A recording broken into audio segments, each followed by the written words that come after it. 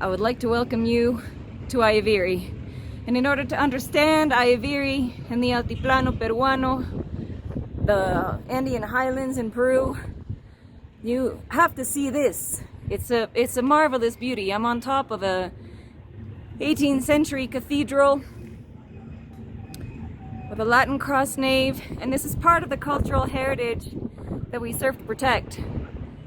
This is a very small town, and this is a very large cathedral. And this is the largest piece of cultural heritage that I work with. Normally, what we're actually dealing with are sculptures and paintings in tiny chapels that you would see dotted in and around these mountains far into the distance. You can imagine crossing one hill and then another hill and then another hill long after the roads end. That's where the chapels are.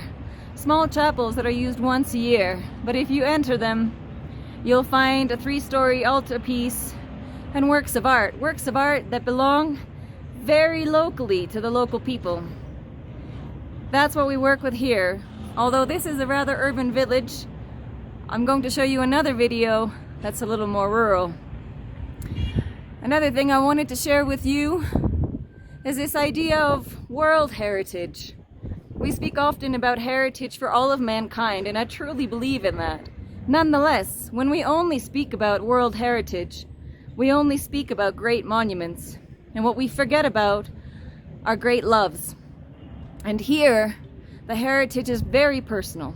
It's a very personal relationship. And so one has to think about world heritage, but also local heritage. What one sculpture means to a family here is not at all what it may mean to a curator in the British Museum. And we have to keep that in mind. It's not one or the other, but we can't forget one over the other. I would like to invite you with me to explore this region, and in order to understand my project and what we're trying to do here as well with Sarah, who's visiting from Colombia, then come with me and travel with me through these hills and through these mountains and come to know the people in order to understand their heritage.